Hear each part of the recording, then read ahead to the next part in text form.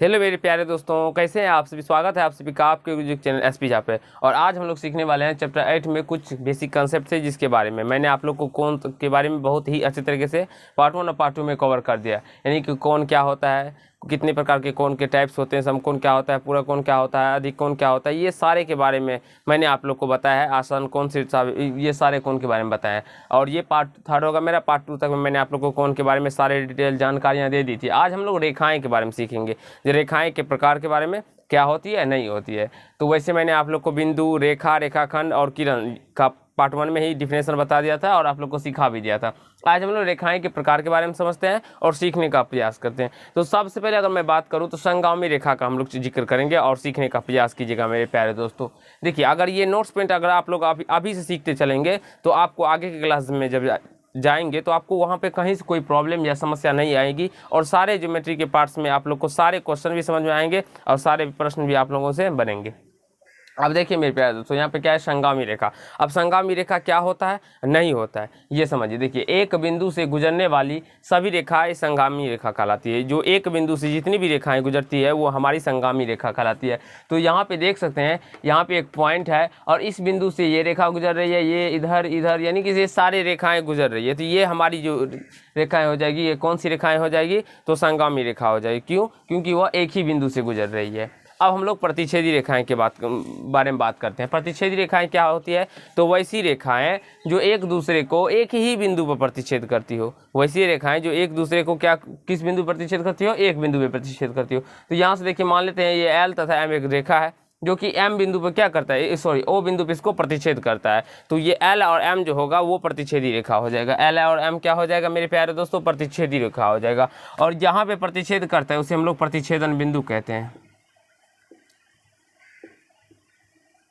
इसे हम लोग प्रतिच्छेदन बिंदु कहते हैं।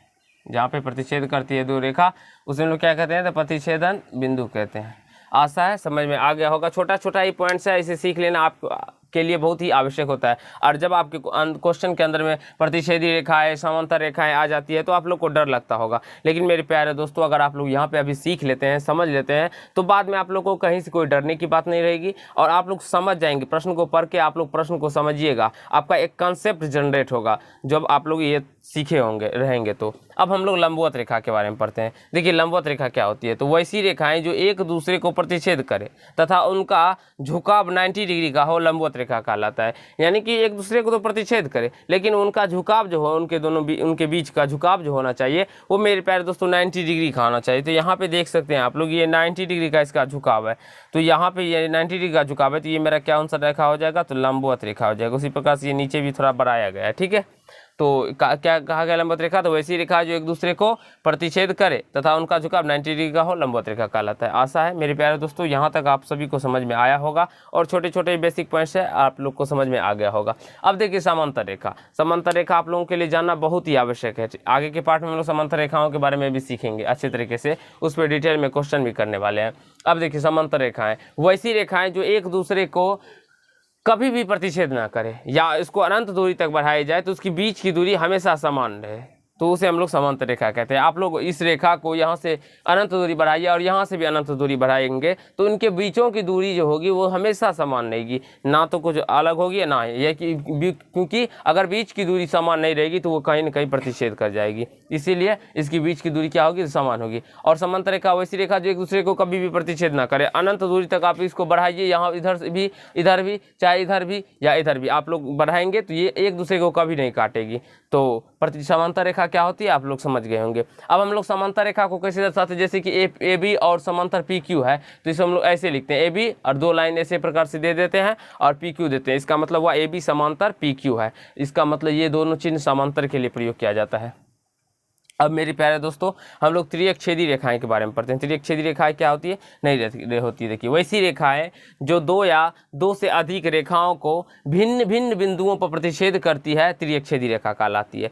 वैसी रेखा जो दो या दो से अधिक रेखाओं को भिन्न भिन्न बिंदु पर प्रतिच्छेद करती है क्या कहलाती है, त्रिअक्षेदी रेखा। जैसे कि मान लेते हैं ये दो रेखा है और इसको ये एल जो है यहाँ पे भी एक प्रतिच्छेद कर रहा है और यहाँ पे भी प्रतिच्छेद कर रहा है। दो बिंदु भिन्न भिन्न बिंदु पे प्रतिच्छेद कर रहा है। मान लेते हैं इस बिंदु को हम लोग एक्स और इसको y मान लेते हैं। तो ये x बिंदु पे प्रतिच्छेद कर रहा है, इसको y बिंदु पे प्रतिच्छेद कर रहा है, तो ये अलग अलग बिंदु पे प्रतिच्छेद कर रहा है ना। तो ये रेखा जो होगी L जो रेखा होगी हमारी, वो क्या हो जाएगी, तो हमारा त्रिअक्षेदी रेखा हो जाएगा।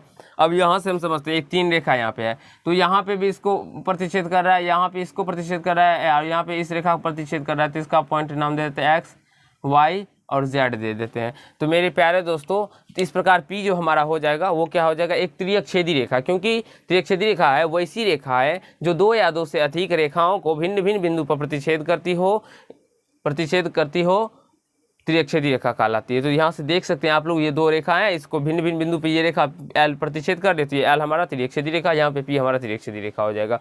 आशा है आप लोग को समझ में आ गया होगा। अब मेरे प्यारे दोस्तों, एक कोण हमारा पीछे पार्ट्स में छूट गया था, जिसमें कि हम लोग सम्मुख कोण या शीर्षाभिमुख कोण के नाम से जानते हैं, वर्चुअल अपोजिट एंगल के बारे में जानते हैं। बेसिकली इसमें कुछ खास नहीं है, लेकिन आप लोगों को ये समझना बहुत ही आवश्यक होता है, क्योंकि अगर ये समझ लेते हैं ये कंसेप्ट, तो आपको प्रश्न के अंदर बहुत सारे प्रश्न आपको देखते ही बन जाएंगे। कैसे मेरे प्यारे दोस्तों, वो समझिए। देखिए इसके कुछ रूल होते हैं। सम्मुख कोण या शीर्षाभिमुख कोण जो होते हैं ना मेरे प्यारे दोस्तों, वो ये कोण और ये कोण आपस में समान होते हैं। जैसे अगर मैं बात करूँ तो कोण 1 बराबर में कोण 3 होगा, और कोण 2 बराबर में कोण 4 होगा, या कोण 4 बराबर में कोण 2 हो जाएगा। ये हमारे सम्मुख कोण से क्या होते हैं, समान होते हैं।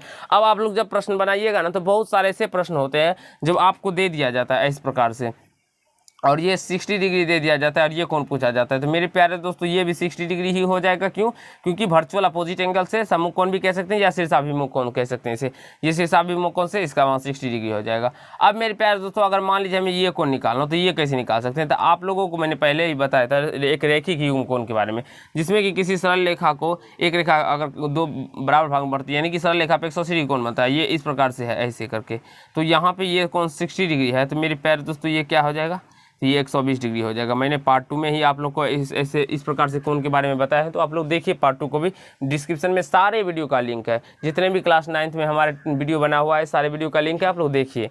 अब यहाँ से इस प्रकार से आप लोग निकाल सकते हैं। तो इस चैप्टर में हम लोग कोण निकालने के बारे में और कुछ इसको साबित भी करके मैं आप लोग को बताऊँगा। जो सम्मुख कोण, ये कोण 1 बराबर कोण 3 कैसे हो जाता है, कोण 2 बराबर कोण 4 कैसे होता है, वो मैं आप लोग को साबित करके भी समझाऊंगा। तो आशा है मेरे प्यारे दोस्तों, ये जितने भी कंसेप्ट हैं वो आप लोग सीख गए होंगे और समझ में आ गया होगा, और आप लोग को अच्छा भी लगा होगा। अगर ये पार्ट अच्छा लगा होगा तो वीडियो को लाइक कीजिएगा, कमेंट कीजिएगा, शेयर कीजिएगा, और चैनल पर नए होंगे तो चैनल को सब्सक्राइब करके बेल आइकन को प्रेस कर लीजिएगा, जिससे मेरे हर एक वीडियो का नोटिफिकेशन आप तक पहुंचता है। तो धन्यवाद दोस्त, आज के पार्ट में हम लोग इतना करेंगे। नेक्स्ट पार्ट में जब समांतर रेखा को त्रिअक्षेदी रेखा प्रतिच्छेद करती है, तो उसमें संगत कोण बराबर होते हैं, एकांतर कोण बराबर होते हैं, अंत एकांतर, बाह्य एकांतर, और ये सारे के बारे में मैं आप लोग को बताऊंगा, सिखाऊंगा, और कैसे इस पर प्रश्न आते हैं वो भी दिखाऊंगा आप लोग को। तो धन्यवाद दोस्त, आज के पार्ट में इतना ही।